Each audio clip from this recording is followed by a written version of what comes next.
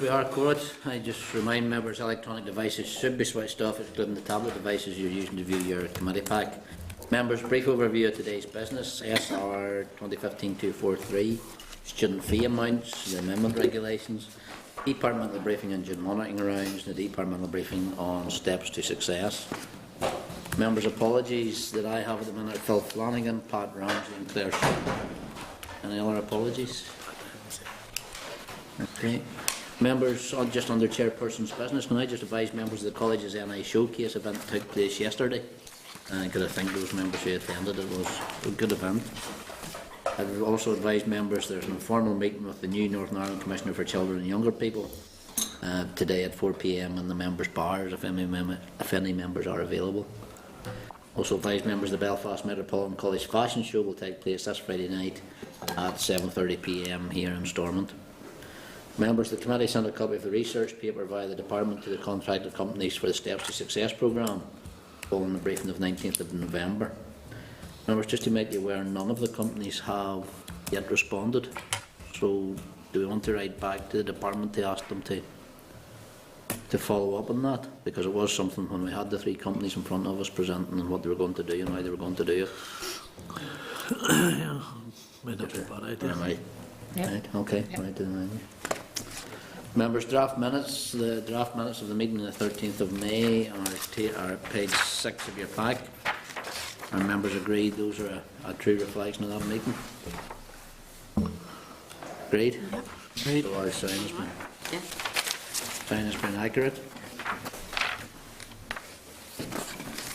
Members, matters arising. Matters arising are at page 13 of your pack. Agreed action points from the committee meeting are also there. Members agreed, or are there any other Yes. outstanding? Members content? Okay, thank you, members. Members, moving on then, correspondence is at page 18 of your pack and also tabled.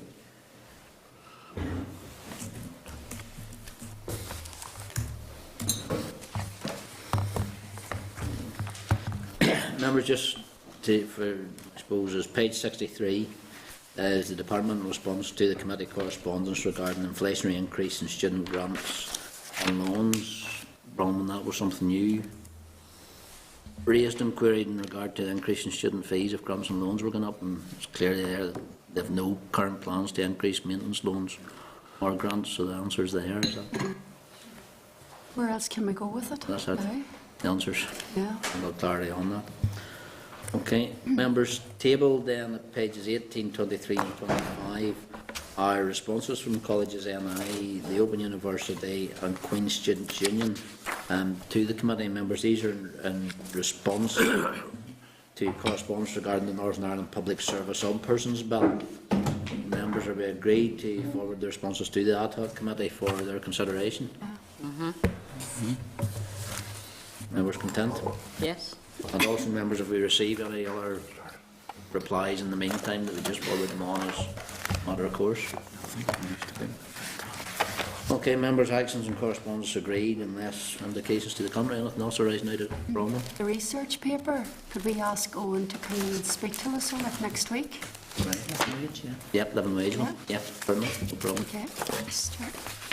Members, page 64 on table, there are 6 invitations listed. If members wish to attend any of these events, can please inform the committee staff who will make the necessary arrangements. Members, moving on then, draft forward work programmes at page 72. The draft forward work programme is up until the 1st of July 2015 and just will include that briefing now as well, Bron. And members, please note that the briefing from Kinship Care Northern Ireland has been scheduled in the forward work programme for the 27th of May, and other briefings may be scheduled as they arise. Okay, members, moving on to agenda item 7 is SR 2015-243 student fees amounts amendment regulations Northern Ireland 2015. Members, is at page 75 of your pack. The department laid the statutory rule on the 14th of May 2015.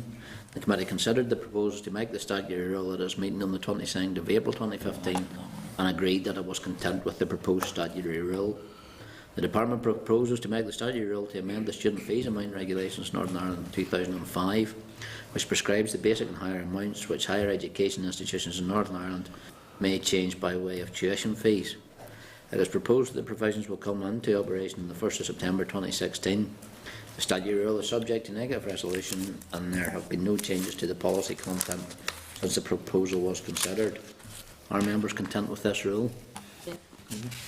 Members content? If so, that the Committee for Employment and Learning has considered SR 2015-243, Student Fees Amounts Amendment Regulations Northern Ireland 2015, and subject to the Examiner Statutory Rules report, has no objection to this rule. Okay, members, moving on then. Our first departmental briefing this morning is on June monitoring round. It's at page 84 of your pack. Can I just welcome Stephen McMurray, Director of Finance, Michael Complinson, Head of Further Education, Finance and Funding, Mrs. Maura McKee, Head of Client Offer Branch, and Mr. Billy Little, Head of Higher Education Finance. Folks, you are very welcome. Members, again, just presentations at page, or the papers at page 84 of your pack. So, Stephen. Okay, Chair, yes, thank you. And just kick off with a very brief run through. So good morning, Chair and Committee. I'm joined today by my colleagues Billy Little from EG Finance, Michael Complinson from Further Education Finance, and Maura McKee from Employment Services. We'll take you through our proposals for June monitoring. Our monitoring return is again set in the backdrop of the Minister's priorities to help in the transformation of our economy and social landscape. In particular, the role of skills as a key economic driver is now well established, and access to employment is also a key intervention to address poverty and lack of opportunity. In terms of the detail of our proposals, the first thing to note is that we are planning to submit 4 non-ring-fenced resource bids in this monitoring round. And we also have 1 non-cash based surrender. The first bid relates to end-of-year flexibility, a bid of £6 million in relation to further education colleges. The end-of-year flexibility scheme was approved by the Executive, but to draw down monies from that scheme, there's a need to apply within a monitoring round. So this monitoring round, we intend to draw down £6 million of that EYF stock to ensure that inescapable pressures are met across the FE sector. There is currently £14.3 million of end-of-year flexibility stock available for drawdown. The second bid is for £5.5 million to meet inescapable contractual obligations or residual costs after pausing of the Youth Employment Scheme in December 2014 and costs of the remodelled 18 to 24-year-old and 18 to 24 employer subsidy. Some £4 million of this bid relates to the Youth Employment Scheme, and the remaining £1.5 million relates to that remodelled element. The third bid is for £2.6 million of match funding for the European Social Fund to meet the match funding requirements of the programme as a whole. This amount is required to bridge the gap in the departmental match funding element. The fourth and final bid is for £1 million in relation to the Economic Inactivity Strategy. Essentially, it is to develop a range of pilots to see what works best to tackle economic inactivity. This includes approaches and solutions to address the specific labour market barriers faced by a number of groups. Regarding capital, we are planning to submit 2 capital bids, one for the further education colleges of £5.9 million and a £1.7 million bid for Stranmillis University College.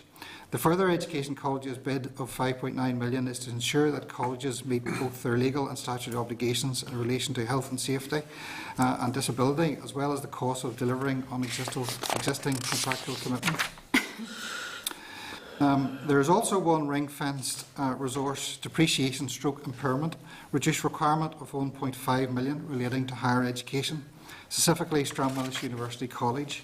The budgeting rules prevent the reallocation of depreciation and impairment of spending in other programmes. This amount stems from the initial adoption of the non-departmental public body status for Stranmillis. The department received exit budget cover in respect of depreciation, which has now been revised downward.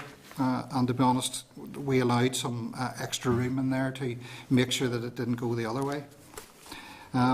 We're also working with Queen's University of Belfast on submitting an application of June monitoring of £4 million financial transactions capital funding relating to the development, upgrade and expansion of facilities for computer science at the university. And finally, there are technical adjustments to be made to other departments totalling 1.727 million, and technical adjustments to be received from other departments of just over 7 million. The largest of these transfers relate to DHSSPS. The main transfers out relate to the conditional management programme of 0.833 million and the early intervention transactions programme of 0.7 million. And Chair, that was just a very quick run through of the main items within our June monitoring, and happy to take questions. Okay, Stephen, thank you. Stephen, what's the implications if any of these bids are unsuccessful? Mixed bag of implications. Some of them are more critical than others. In terms of FE colleges, end of year flexibility, it's absolutely critical that we get the 6 million. We have allowed for that already in terms of our budget that further education colleges need. If they don't get that, then we will have to seriously look at what the department needs to do to free up that money, because it is inescapable. The £1 million in terms of economic inactivity is not something that's inescapable. We could pull back on that, but obviously the executive have endorsed the strategy, and we want to push on with that.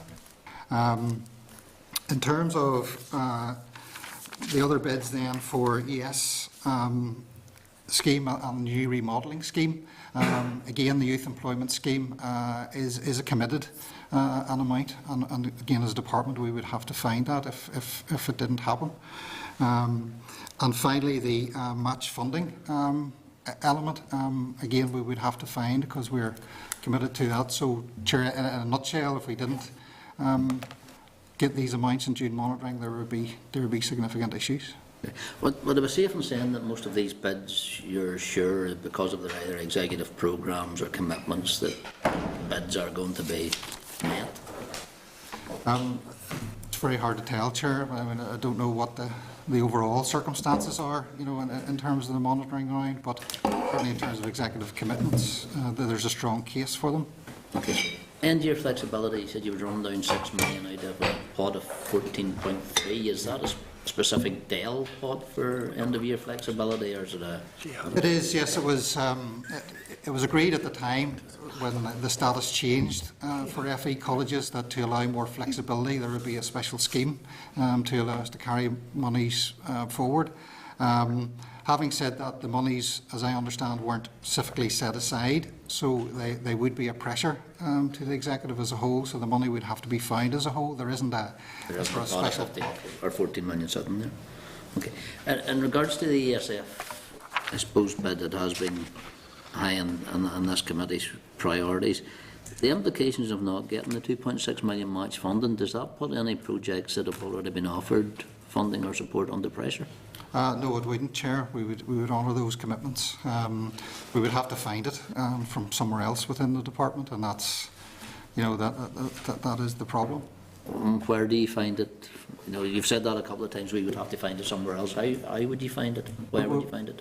Yeah, we would have to look at, and we have started some of this work already in terms of monies that aren't legally and contractually committed already, and what flexibility we have there, and ultimately it'll be the Minister's decision in terms of a range of options that we might present to him. What sort of, what sort of monies aren't legally or contractually, what sort of pot of monies within the department that isn't legally or contractually committed?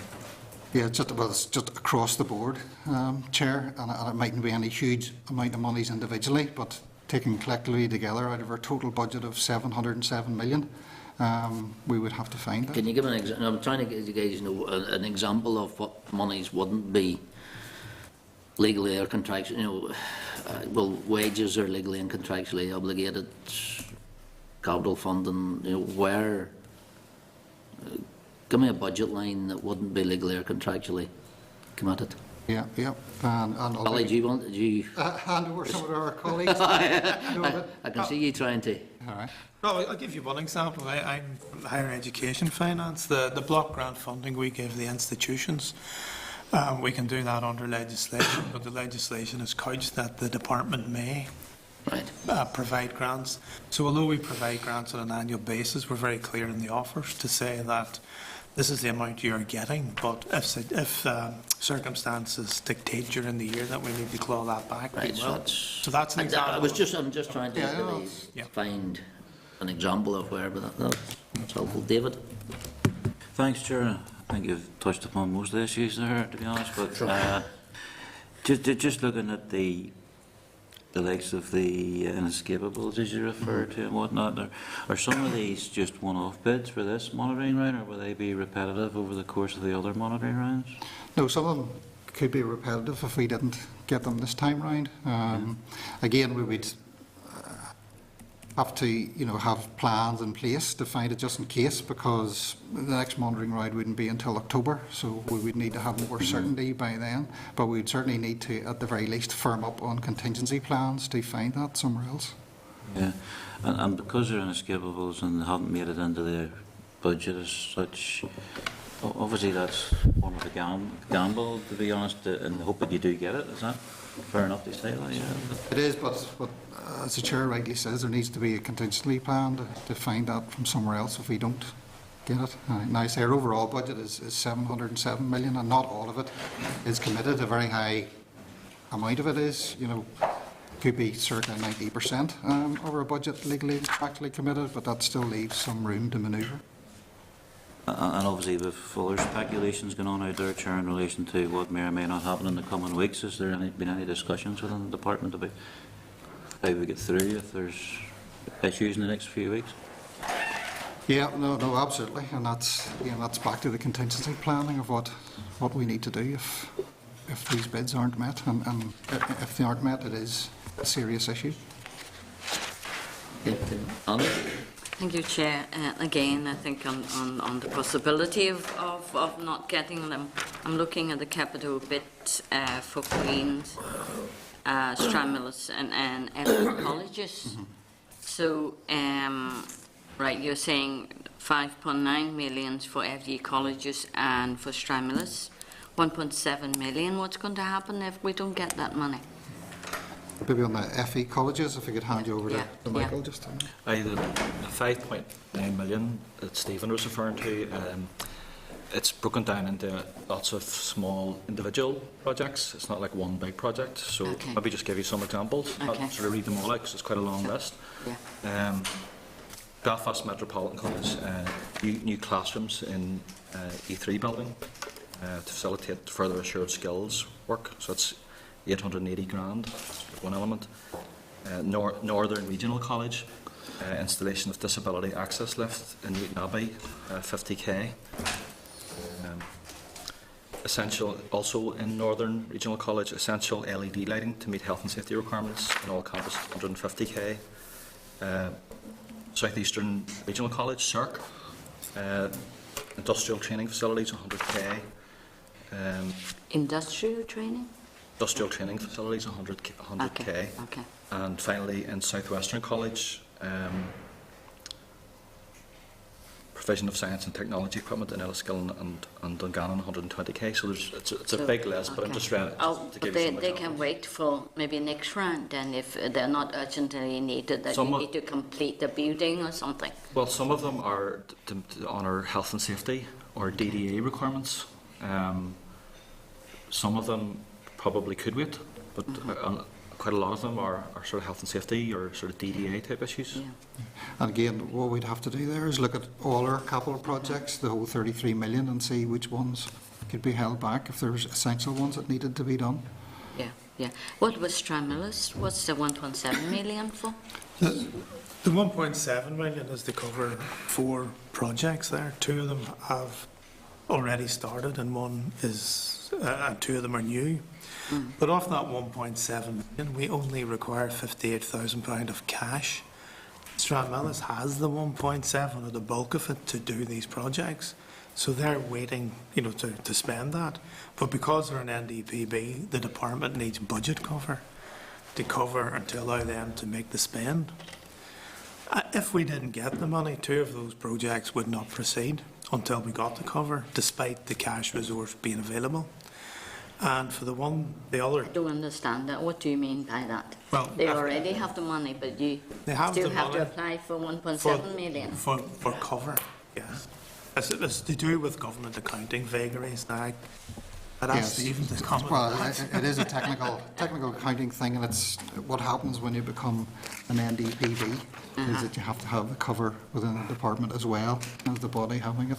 So But it is without difficult. actually needing the 1.7, the whole of the 1.7 million. Just doesn't make sense to me. They have to ask to spend their own money, basically. Yeah. That. Yeah, that's basically it, yes. Right. I think now the overall position, I think with capital is maybe slightly easier than resource, I think from what we hear from DFP. Okay. In terms of Queens and the financial transactions, capital, it's fairly easy to get, is it? Am I right to say? There's a pot of money there. Well, there's a pot of money, but it actually is already committed Okay. to projects. What we're hoping is there'll be some slippage in other projects that would allow us to avail of it. And it'll be a good landmark for Queens to avail of that type of funding as well, which would suit them in terms of their cash flow, etc. Okay. So this is just an expansion of the computer science block, is that Yes, right? yes. and I Yeah, it's think- refurbishment of the whole facility. Okay. Okay. Thank you. Okay, Fran?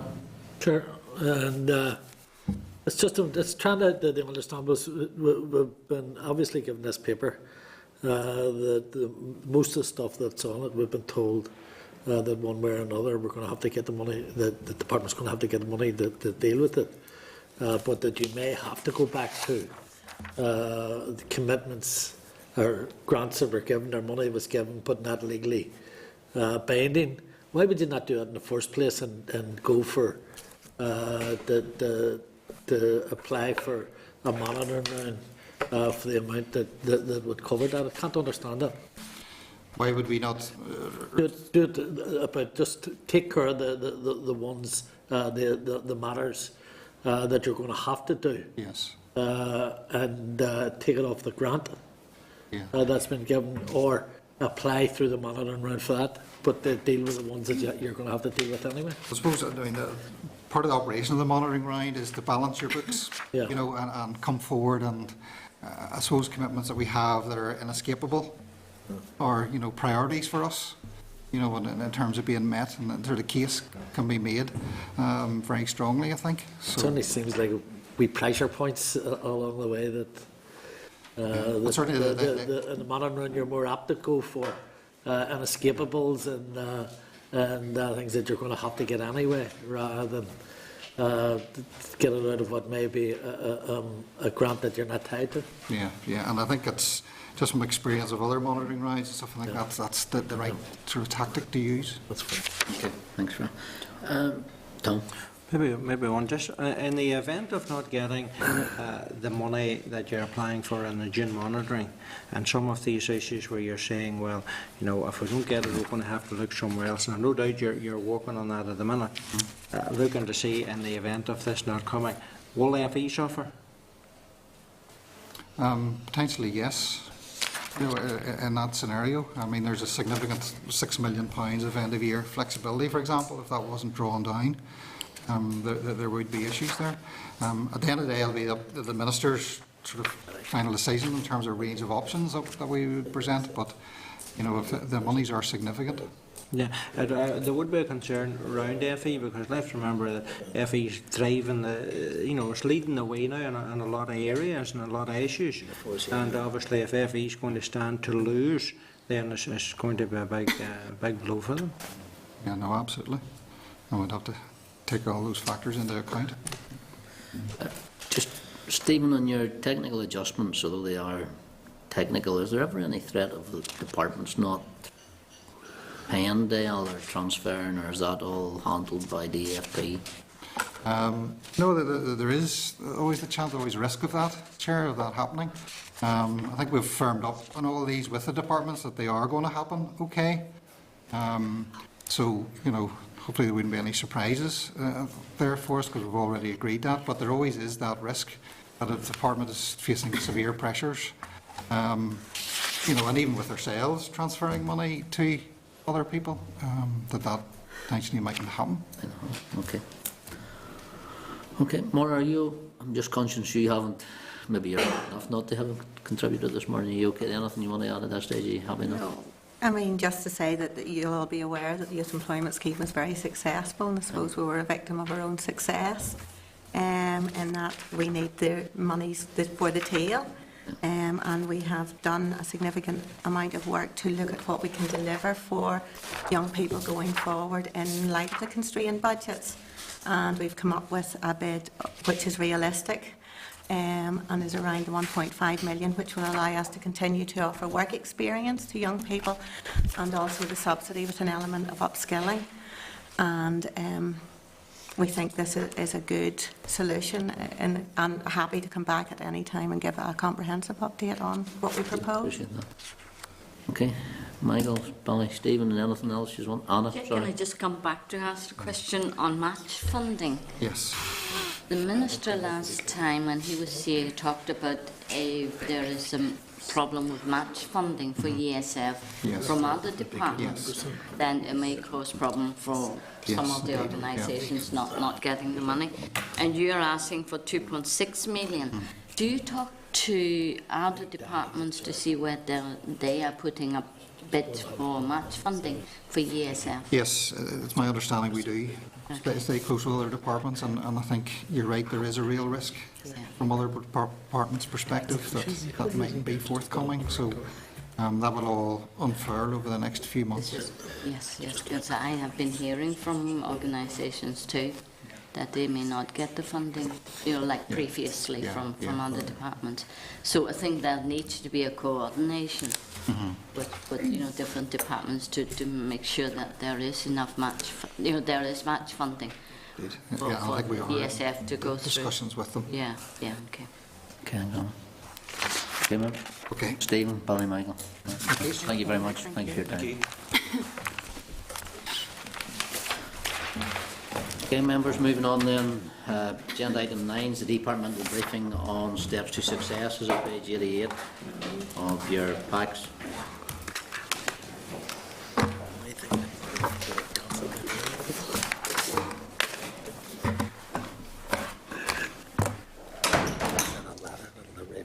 I just welcome Brendan McCann, Head of New Employment Team, Mrs Angela Whiteside, Quality Improvement Advisor, and Mr Kieran Ennis, Contract Management Branch. She's very welcome. Good morning. Good morning, Chair, And over members. to you. Thank you for the invite to present to you on the implementation and the progress made by Steps to Success providers. We really want to cover 3 areas today with you. Just a quick recap in terms of implementation and go live. Contract management arrangements from go live, which my colleague Kieran Ennis will speak on, and the quality management arrangements that Angela Whiteside is leading on in the department. So in terms of the overview, you may remember that Steps to Success contracts went live on the 8th of July 14, and they were awarded to Ingeus, Reed in Partnership, and EOS. Each of the providers did come to the committee and in the autumn and give a presentation on their offering, so you had a chance to hear firsthand of what their proposals were. In relation to go live, they had 90 days from the 8th of July to get the service up and running, and this did prove to be very challenging for both the contractors and the department. But the programme did go live on the expected date of the 20th of October, and clients have been referred from that date in a controlled way through the stocks and flows plan, and Kieran will be able to update you on the numbers that have been referred from the 20th of October. Implementation takes place over a period of 6 months on the stocks and flows plan, so it will not be until May, June that steady state is effectively achieved. And in that process, we invite the individual who hits their eligibility date for Steps to Success to come into our offices, and they go through an interview with the Employment Service Advisor, and they're told about the programme so that they have information, they know what to expect. It's not just a simple referral by letter, and people are told to turn up. And I know that that was raised previously by the committee, that there would be some process so that people would be informed in advance of what they could expect and the standards of service that they can expect to receive. So at that point, I'll hand you to my colleague Kieran, who can talk to you about the contract management arrangements for STEPS. Morning. I think one of the big changes in terms of Dell's approach to contract management, in terms of provider organisations, lead contractors, is the focus that we have on performance, the approach to contract management. In the case of Steps to Success, the contract management started from the 8th of July. As soon as the contract went live, the contract management team were on the ground working, developing documentation. One of the key documents that was developed during the implementation activity was a record of controls. Now this document was developed and it was used to give the project board assurance that the provider organisations were in a fit state of readiness to go live. This was a very detailed document. It was based on the contract that had been agreed with the provider organisations, and it covered a large range of different areas, including the premises. This was very important, obviously, where all the providers are delivering from, in some cases, new premises, existing premises, and unusually with this, some of the providers are delivering from the likes of further education colleges, which is not always the case. So the key thing for us was to make sure that the premises had been secured, they were fitted out, they had the licences in place, they had leases agreed, and that they were fit for purpose and compliant with health and safety. So all of the provider organisations are asked to submit information to support that, and all of them did. Also, one of the next key things were the people. So the key personnel had been recruited, staff had been trained and were ready to deliver right across the supply chain. As you're probably aware, we have the lead contractor organisations, and all of them are using local subcontractors. So we sought the assurance from the lead contractors to give us the assurance that their supply chain were ready to deliver.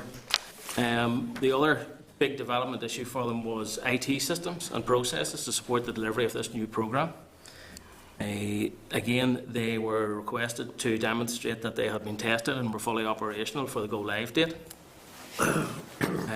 Another key thing for us were the subcontracts were in place for all the local delivery organisations, and that one of the key things for us was that the department's code of conduct that the lead contractors are subject to had been included in the subcontracts. All of the documentation required was reviewed and signed off, and the lead contractors gave us all an assurance that everything was in order before they went live, and we were then able to give project board assurance that they were in the correct state of readiness to go live, which they did on the 18th of October. The next element and the big focus of my daily work is performance management of the provider organisations.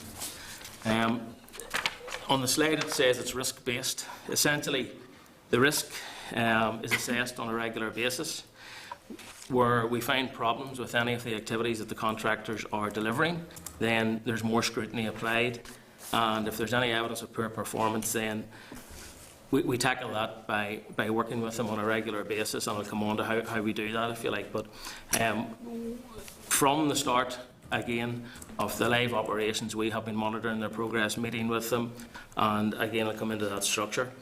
One of the key things that we have that maybe hasn't been available in previous programmes is We have a significant amount of management information from both the provider organisations and from our own systems, which allow us to monitor progress, especially during the implementation phase when we were referring a significant number of cases across to them, how they were dealing with them, handling them, and how quickly they were attaching them to the programme. So we have information on that. The data that we have seen to date is what we describe as indicative data. A lot of the data that's required for the programme has to be validated, and it has to go through statistics and research and NISRA, so we need to have a clear view and that official stamp on some of that documentation. But we do have indicative data that we're using currently and have been since the start of the contract among the providers. Also, the providers have a lot of information in their space, which allows us to see how their individual subcontractors are performing, how they're performing, and how they're delivering on a day-to-day basis. The main efforts that we made, if you like, in the early phase of delivery was really about ensuring that the organisation was able to smoothly refer customers across into the provider space, and that was done, as Brenton said previously, by all our staff. Our staff in the employment service saw every individual before referring them, so they knew what was going on, they knew what to expect. And in terms of the lead contractor, then the local areas worked with the lead contractors on a stock and flow and referral plan to try and manage that as best they could, which went reasonably successfully. One of the other things, and you've probably heard about this before at the committee, is the key performance indicators that the department will use to judge the performance of the provider organisations. There are essentially 5 of those. One of the key ones is job entry, how many of the participants are actually getting into jobs, and that's obviously one of the key outcomes for us. The other thing is sustained employment. That's a very, very important issue for us in terms of being able to monitor not only that someone's got a job, but they've been able to sustain it. The providers have to, when they get someone into a job, they're obliged to support them in work as well, which is important in terms of maintaining that. The third one is the 12-month sustainment target, which again is very important for us. The fourth one is more my area, if you like, and it's that they comply with the terms of the contract, they deliver their obligations. So that's what, if you like, contract management are heavily focused on ensuring that where there are obligations that the providers deliver. The other key performance indicators around the quality of the service, and Angela will obviously come on to the quality of service later. Moving on, we have a slide which starts to give you some of the information in relation to the programme, the number of people who've actually been referred across by the department. You'll see the 3 contract lots there, Reid, which are Region 3, NGS, which are Lot 1, and EOS, who are Lot 2. So they've all received in excess of 6,000. NGS obviously have received the most, and EOS somewhat less than that. The next set of slides are some information. The referrals by client category is... And we're just page 96, just. Okay. Demonstrate the number of cases by participant group. So, if you like, along the bottom we can see we have JSA 18 to 24, JSA 25 plus. So, in terms of where we are to date, we have probably more referrals. We have more referrals in the system than was originally forecast. The JSA 18 to 24, we're 6 months into the programme, and that number is something around what we expected. So we've already reached that level. The big change, I think, from the forecast is the JSA 25 plus. You'll see an ESA RAG, and you'll look at a number there, and you'll think 3. That's a very small number. Well, that number should actually be 0. Those numbers have been picked up by the RIT systems, but they're actually incorrectly reported. So that there is 0 in terms of ESA RAG customers, and that's RAG for is work-related activity group, people who have been assessed for ESA and found to be there. The next one is early entry. That's on target, if you like. That's something around what we expected, and voluntary is a bit lower than we expected. Okay, there's a there's a next slide, which is, I noticed that not many of the presentations are in colour, so it's quite difficult to read. But I'll try and explain what that's trying to demonstrate. If you look up to the 25,000 line, it's white, and basically that is what we forecast in terms of the volume of referrals over time. The black line below it is what the actual outturn was, and the two lower lines show us where it's actually light blue, but it's the grey looking one on a black and white slide, but it is what we expected in terms of the profile of the referrals as they moved across to the provider organisations. You can see, if you look at the darker line, the actual referrals, and you'll see that in December the referrals peaked at over 5,000. So that was over 5,000 referrals to all three lead contractors within the month of December. You'll see it has started to come down and it's tailed off. We're moving into the steady state of the contract where the stock cases are now referred, and we're moving into what we refer to as the flow, i.e. the cases who become eligible for the length of time they've been on benefit. The next slide, contract management, which is really what it is that I'm tasked with. One of the key things that we have in this particular contract is that we have a formal monthly meeting with each of the contractors. That has been in place right from the start. The purpose of that meeting is to have a formal record of the activities of the provider, our interactions with them, to look at performance, review risks, issues, change control, and this documentation that is generated. These meetings are formally minuted, and this documentation becomes part of the record in terms of the contract. So when the auditors come, those are the sorts of things they're going to be looking for.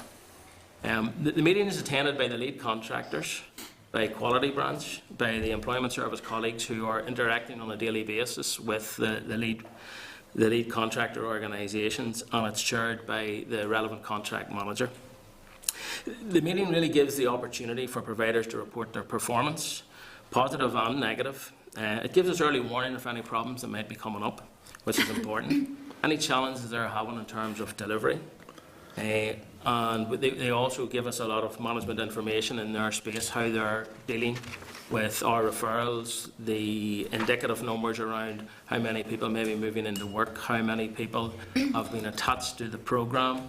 They're also in a position to report to us their internal staffing, and what we like to see from them on a monthly basis, how many staff they have on the ground, how many people are leaving the organisations and being recruited, to get an indication of their resource available to deal with the business that we have given them. The contract, as well as the normal contract management activity, we have a team of compliance officers who are out on a very regular basis. Every time a claim is submitted, if you like, to the department for payment, we then send out our compliance officers who do post-payment checks on the documentation that's required. Their job is to identify any irregularity, and currently their main focus has been on the high volume stuff, which is the attachments to date and travel expenses, and they take a 20% sample, which in most cases is 200, 300 and 400 claims that they need to look at. So that's a developing piece of work. If you like, the next phase of that, as we move forward into the steady state operations, is to start to look at fees for job entries and to look at something else that's very important, and that's the service guarantee, focusing on the hours that are being delivered. That's a contractual obligation for the providers, and we need to see evidence that they're actually doing what they have committed to do. The other thing about the service guarantee is the quality of the service guarantee. We don't look at that as a team, but Angela's team do, and I'm going to hand you over to Angela now to look at the quality. Okay. I lead a team of quality assessors who are responsible for, as Kieran and Brendan have said, looking at the quality of delivery. Kieran has outlined very clearly what his team do in terms of monitoring how much and how well they're meeting targets, etc. In terms of the delivery of the service guarantee and attachments, my team are responsible for going in and observing firsthand. Yes, the attachments are happening, but is that initial interview where the attachment is completed, is that effective in accurately assessing what each individual's needs are and commencing the planning process for that individual on the journey that is Steps to Success to ensure that their needs are met throughout the programme? So I've talked to the committee before about the process that we intended to use. My quality team was established in December. It's a new role for the department in undertaking this, and at the last time I was here I outlined why we're using an internal team, because it's not with agreement with our education and training inspector who normally would perform this role. We identified that because this is not prescriptive in content in terms of training and other delivery content, that it was best suited to an internal departmental team. So we have 3 quality assessors led by myself, and it's quite an innovative role for us in that this function was not performed in the work programme. There was no monitoring of actual quality of delivery. So this is sort of quite groundbreaking for us. We had decided that we had to let them bed in. We couldn't go out and monitor quality in the first couple of weeks. So our role began in February, and we had planned that we would carry out 3 visits, one to each lead contractor, each one of 2 weeks duration, to get an initial feel for the quality of provision, to inform their future development, and also to give us comfort in the department about how this work was rolling out in terms of quality. The basis of our work is we developed a set of quality indicators for this programme, and those quality indicators are the measures against which we assess the quality of each lead contractor's provision. And we met with the 3 lead contractors, we outlined how we would carry out this work, and we shared the quality indicators with them, making sure that they understood quite clearly where we were coming from, what we meant by each, to ensure that there was that shared understanding of what we would be looking for in carrying out our evaluations. So we had that sharing of the purpose and the process. Another key part for us was, before we commenced any quality evaluation, we asked them to do an early self-evaluation in terms of quality of what they thought the quality of their own provision was.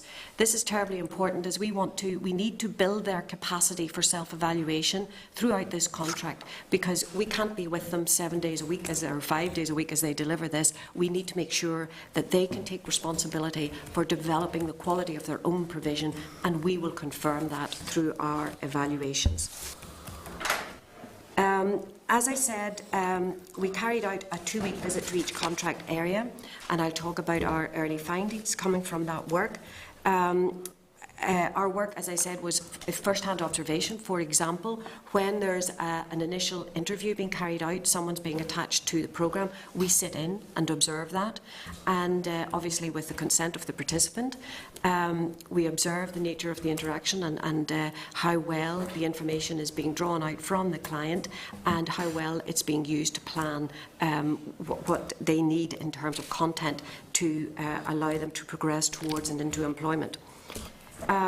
We also sit in on various workshops, interventions as we call them. Those interventions can be workshops, they can be face-to-face interviews, they can be a progress interview or some kind of other in-depth interview. So whatever the nature of the interventions, using that broad term, are, we sit in and observe them firsthand as well.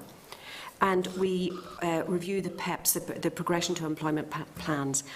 We've told our lead contractors we deem them to be a pivotal document. The PEP is vitally important because it's the document that records what the initial assessment of that candidate or that client was, that participant, and plans the journey for them, records progress and provides feedback. So we view that as a terribly important document, and in our first round of work we evaluated over 300 of them. So we have a very robust evidence base assembled already. And obviously, terribly important, we talk to providers. Or we talk to participants rather. We make sure that we get an opportunity to carry out one-to-one interviews with participants, and talk obviously to the providers and to the senior management about their plans and their challenges to date. And at the end of each 2-week period, we gave detailed feedback to each lead contractor. We visited the supply chains. We carried out the same process within supply chain members, but this is a lead contractor-led provision, so the feedback goes to the lead contractor as we hold them responsible for the quality throughout the contract area. So we provided detailed feedback to each lead contractor, and we then held a further meeting with all 3 organisations to disseminate the findings across the entire provision. They reported to us that they find this extremely useful, because even though an area for improvement that we were highlighted may not have been something that occurred within their contract area, it's important that they learn from each other, from the good practice, but also where there are areas for improvement to be addressed. The strengths that we identified when we were out, just to give a high-level summary of them, we did find that they were all operating from very well-established, welcoming premises that the participants actually enjoyed going into. We found that referral process to be very smooth, so that initial engagement was carried out without delay. We had very, very positive feedback from participants who were at various stages of the programme, albeit still all at a quite early stage. Our first 2-week evaluation, I should have said, focused very much on the engagement and the workshops, because it was still early on in the programme. So we found that timely engagement. We found that there was a very positive ethos within the organisations. All participants reported to us that they found a very welcoming environment to come into, and that they were very positive about their experience and felt supported. And there was a very wide variety of workshops available to meet various client needs. And as I say, we sampled the nature of those. And we did find that specialist support, a wide range of specialist support, had either been identified or actually implemented and put in place to meet a huge need, a range of client needs, from addiction to maybe physical disability or whatever. But specialist support was well, either fully embedded or well on the way to being developed. In terms of the areas that we wanted to see further improvement in, we wanted to see better. We'll always be pushing for this, for more individualised support to meet individual client needs. On occasion, we would have seen maybe a bit of a one-size-fits-all approach, but that's something that we felt it was important to highlight to the providers, so as they embed their provision and embed their quality, that they have that more tailored support to meet individual needs. The progression to employment plans, we highlighted that we wanted to see improvement in them. Nearly all providers have very sophisticated IT systems that Kieran referred to, and a lot of the information is being retained on them, but we felt it was important that this is the document that goes home with the participants. So we wanted to see clearer identification of the actions that were going to be carried out for them, greater feedback provided to them on the impact of each action, to help plan for the future activities, to give each participant the feeling of how they were progressing. And the service guarantee Kieran referred to, we don't just look at, that's Kieran and his colleagues' role to look at, are they meeting the terms of the service guarantee, are they meeting the number of hours face-to-face that they're required to do with each client. But we just don't want that to be a tick box. We want to make sure that what they're actually doing as part of that service guarantee is focused on meeting the needs and the barriers of each individual. We don't just want to see the service guarantee being met, but we want to see the quality of what's being delivered as part of the service guarantee very, very focused on individual need. After that first round, each lead contractor was asked to submit an improvement plan on how they would take forward the main findings that we had shared with them, we left with them. We've received those improvement plans, and they're the basis of phase 2 now of our next round of quality evaluations, which commenced this week. So we have a team out again with another provider now for a more in-depth.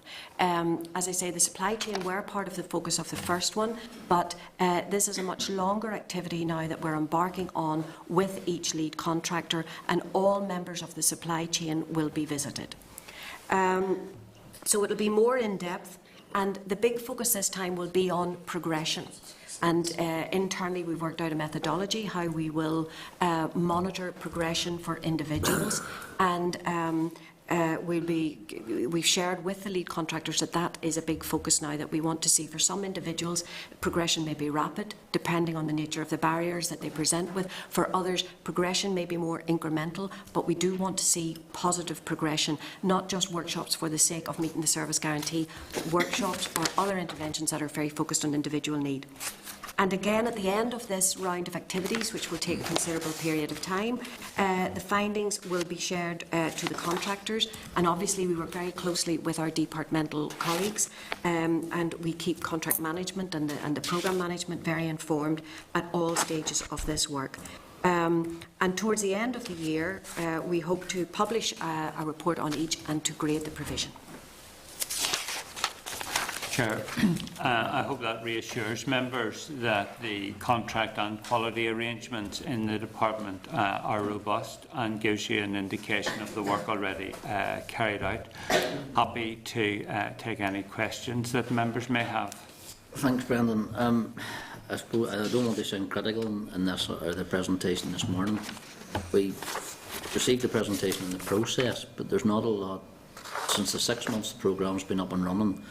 There's not a lot of hard evidence to suggest to me that it is a success or it's working.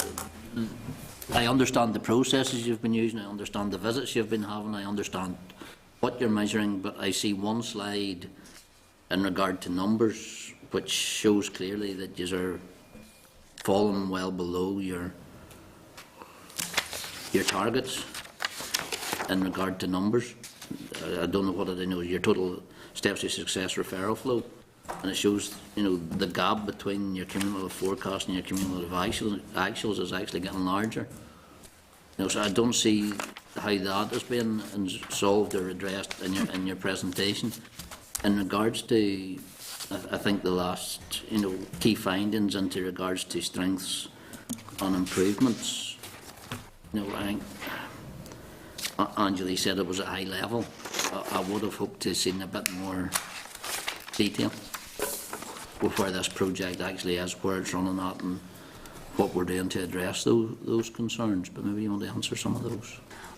Well, in relation to the statistics and the performance indicators, we did point out to the committee that it takes time for us to gather the information, in particular on job entry and on job sustainment, and that the first cohort of people who joined the programme in October 14 won't come off it until October 15. So in terms of leavers and the number of leavers finding work, we will not have published statistics from NISRA until the spring of 2016. There's no one under the job. There's no one under the job yet. No, we know from providers, but again, Chair, the information from providers we would have to treat with some caution, and that's why, we can use it as indicative information, but we cannot, as a department, either publish it or refer to it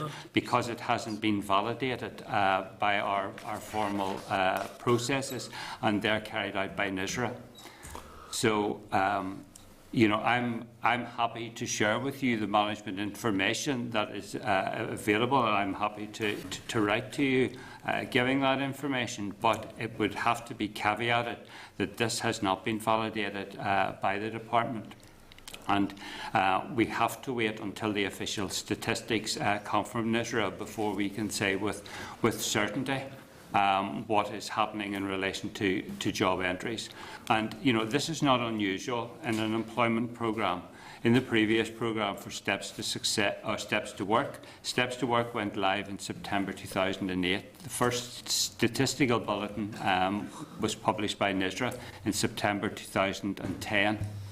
So it does take some time for the statisticians to get the data, to collate it, and to make sure that it is clean, so and that they can rely on it.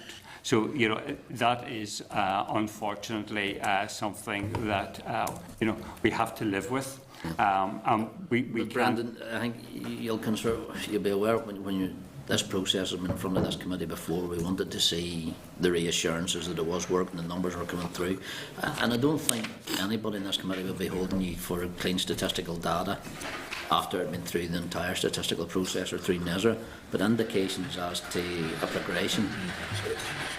You're quite happy, to present the committee today with your total S2S referral flow graph. So surely there has to be more data behind that could have been supplied as well.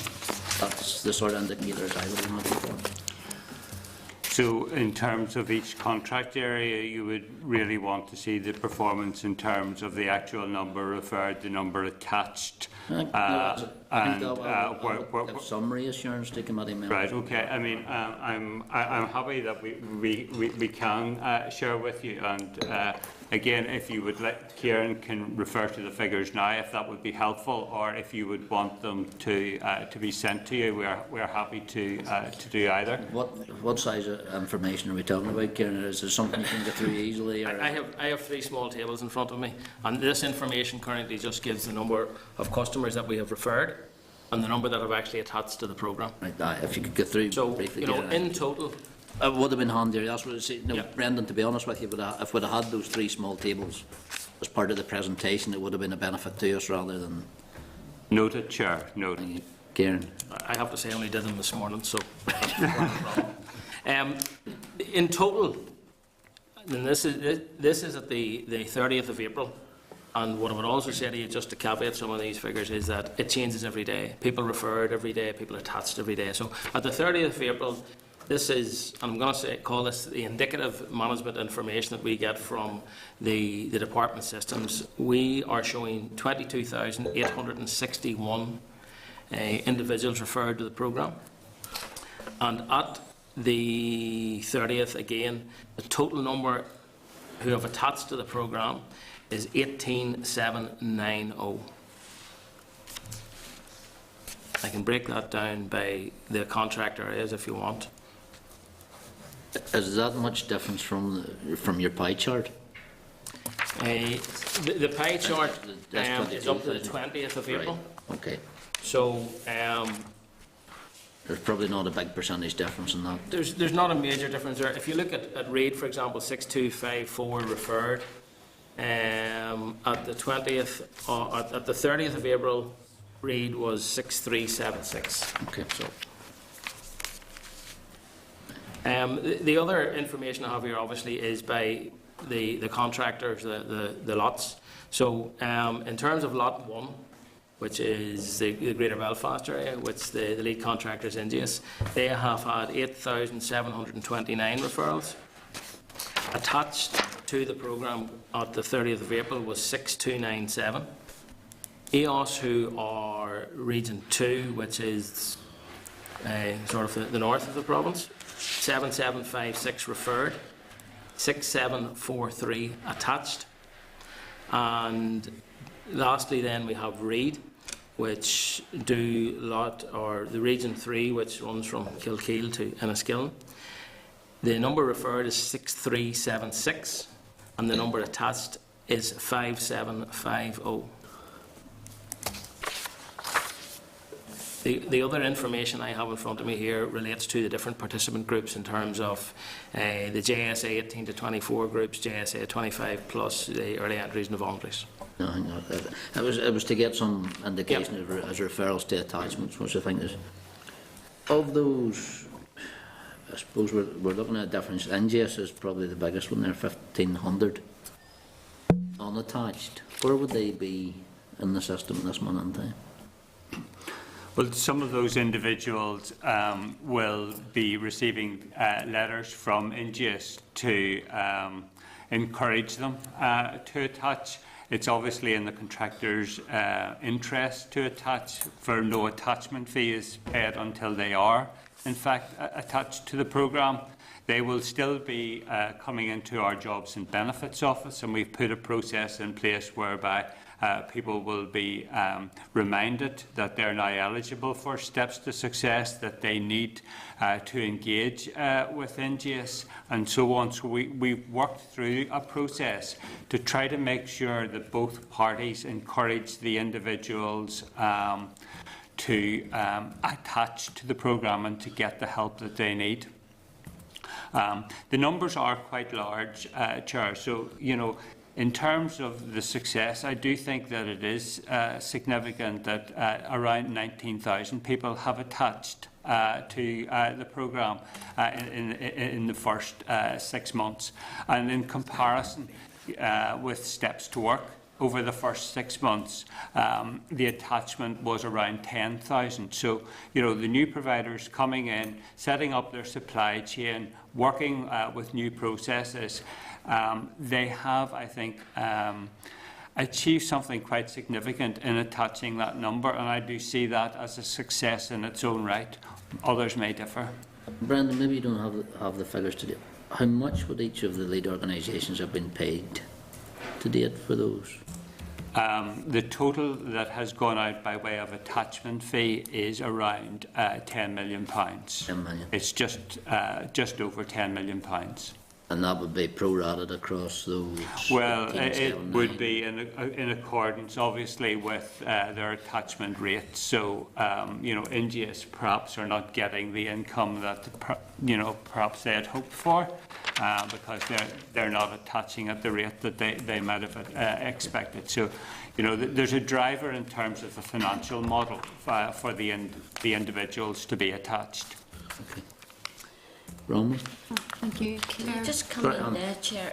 When you say the attachment, then we have kind of, what, about 5,000 not attached. Do you look into the reason why they're not attached? Yes, we do, and what we try to do is to do an analysis to see if those individuals have moved off to another benefit. And sometimes whenever people they get their letter, their JSA customers, and they get their letter saying that they're now obliged to go onto a mandatory programme, either Steps to Work or Steps to Success. They decide because of health reasons that they should perhaps claim ESA rather than JSA, and there's no conditionality attached to their ESA, so they're not obliged to go on the programme. So you will get a dropout as a result of people moving off onto other benefits, or indeed deciding that you know, they'll take a part-time job or whatever. So there are a number of factors actually coming into play at that point. Okay. Okay. Thank you. Bronwyn. Okay. Thank you, Chair, and thank you for your presentation. It is very, very high-level stuff. But one of the complaints I'm getting in my constituency of Fermanagh South Tyrone, I think it's Reid that's looking after that, from unemployed graduates, is that there are no job opportunities in that area for them. They don't need encouragement to work, they want to work, but the job opportunities are not there. So how does this programme address unemployed graduates in Fermanagh South Tyrone?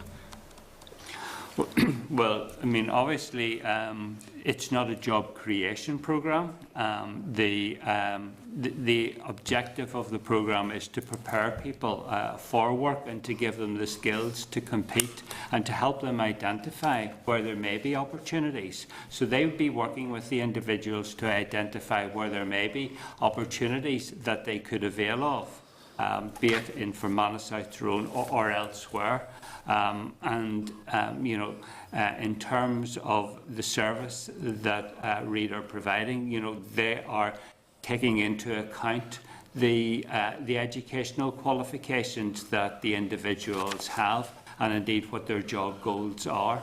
Yeah. Brent, I will be very clear that it's not a job creation programme, but it is there to tackle the nub of the problem, and that's to get people into work. But what I'm saying to you is there are no jobs. That makes it hard for the contractor as well, and you know, we're then talking about labour mobility issues and encouraging people then to think of where the jobs might be available and how they can avail of them. You haven't really answered my question now. The second point, right, is regarding childcare, okay, for someone who enters into the Steps to Success, Steps to Work programme. How is the department addressing the issue of childcare for someone who enters your programme?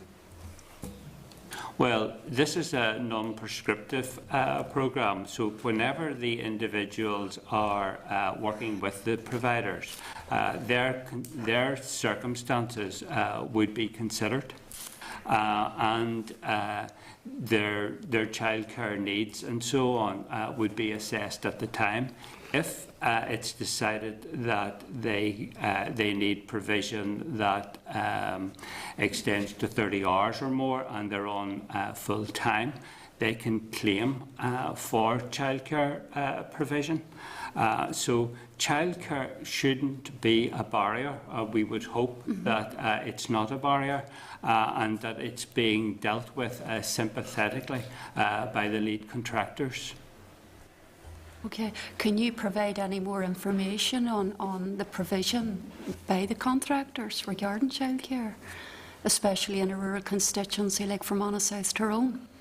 And what in particular would you... It's just a generic question, Brenton, because it is an issue for someone who does want to go into work.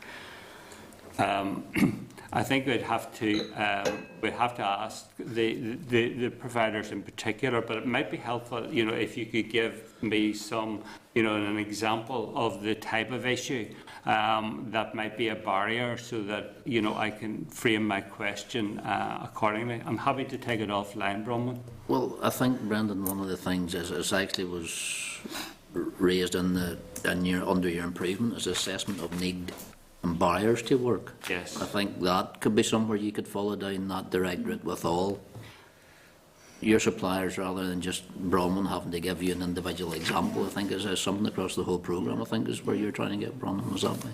That'd be fair enough. No, that's fine. Yeah. Okay. Tom, sorry, Bronwyn, you fine? That's fine. Yeah, Thank you, Chair.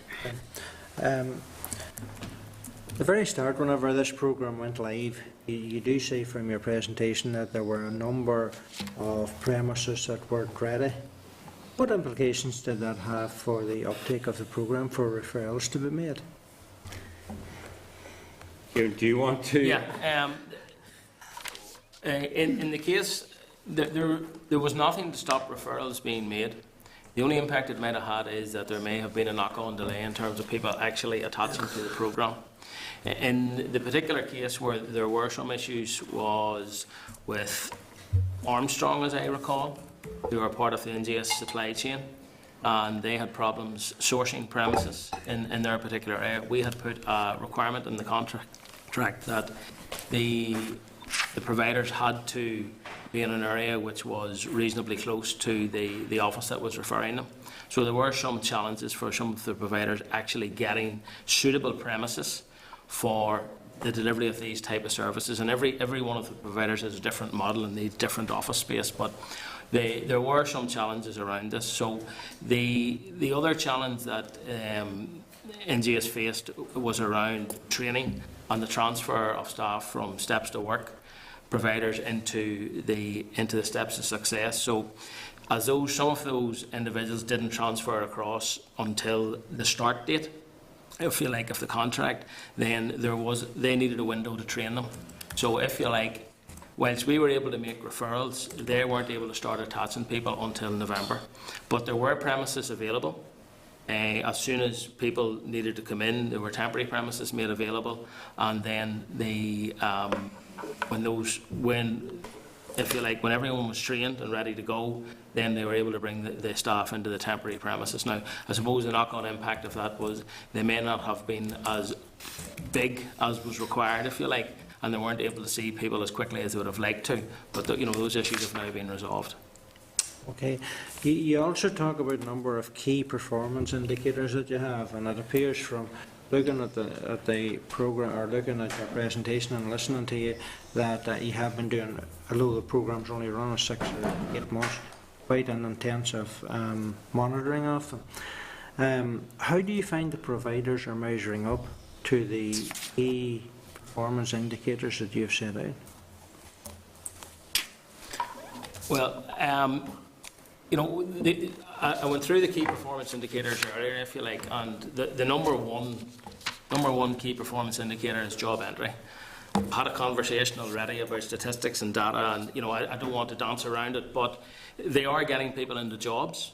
The first few months of any of these relationships are always quite difficult. I would see their focus now moving from attachment into job entry, and I would expect to see a ramp up in terms of job entry. Some of the providers are doing things that are quite innovative in terms of trying to get people closer to the labour market and getting them into jobs. So, you know, the real challenge they had was attachment, and now they're moving to job entry. So the first one is job entry, if you like, and then after that it's sustainment. But they're getting people into jobs. There are some challenges around that too, because it's not enough for them to get them into a job for us. They have to be able to evidence that, provide us with the right documentation that we need to be able to validate and assure ourselves that that individual has actually moved into employment and that they've come off benefit. So there is a reasonably long, if you like, lag between somebody actually going into a job, the providers being able to evidence it, and for us to be able to check everything we need to check and say, yes, that's definitely a viable job in terms of the contractual arrangements that we have. So more or less you're saying about some time yet before you'll know if your key performance indicators are being met? Absolutely. Okay. One other question. You have it shows the numbers of people that have been the 3 different companies have here. Yep. Have you any breakdown, or do you know anything of how many of those would suffer from either learning or physical disability? I don't have any of that information. The vast majority have been GSA customers. There have been some, if I just go back to some of the referrals, there have been a number of customers who've gone across as early entry, as it's described. Some of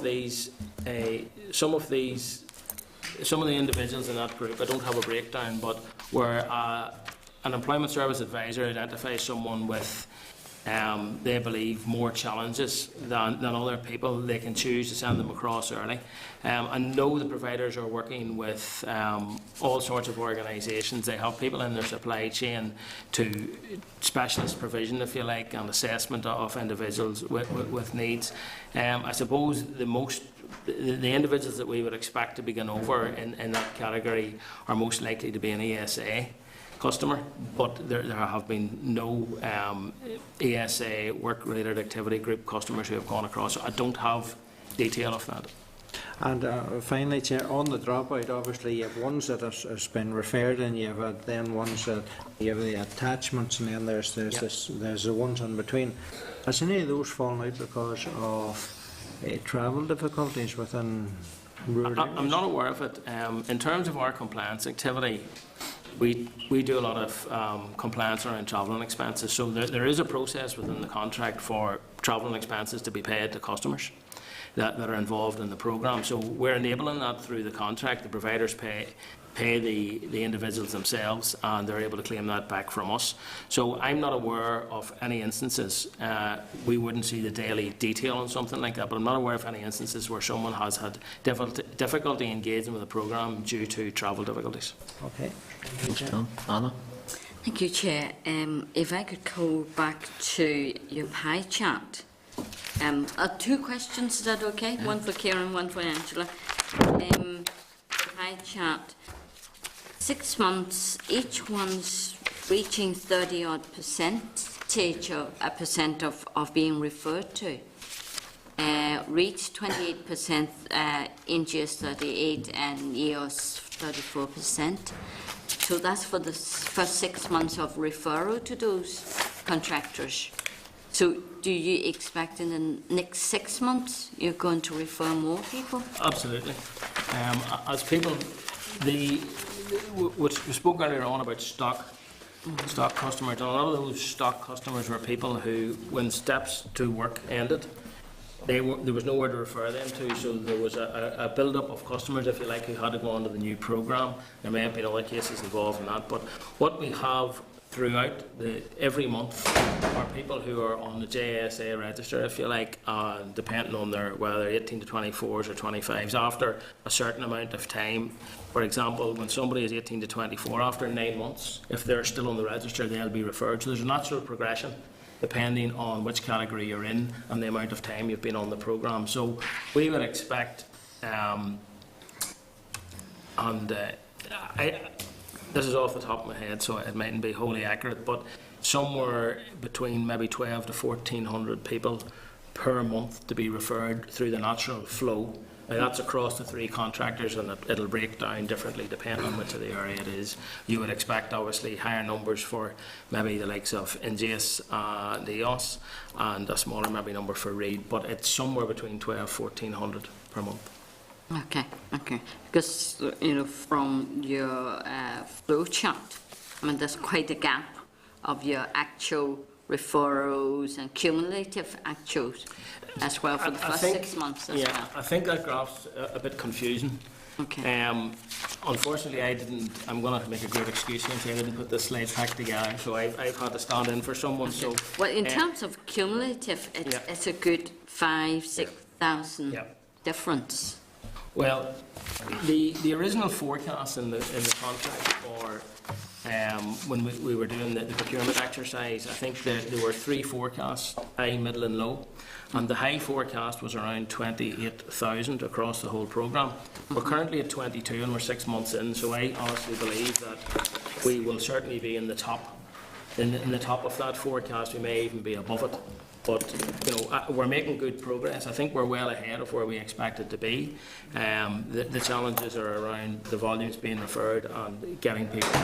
So by the end of the year, we'll be able to give you more definitive figures, obviously. And the register is also falling as well, so that has to be taken into account, and that was something as well that we did factor into our high, medium and low forecasts. It has fallen slightly more than anticipated, but we are happy with the process in terms of the referral numbers, and think that at the end of the day this has been a good outcome for both the providers and the department staff in adhering to a referral process.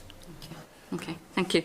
And Angela, you mentioned about interviewing or talking with participants. Yes. I mean, that's a very good way, as you said, of assessing the quality and the satisfaction of the participants.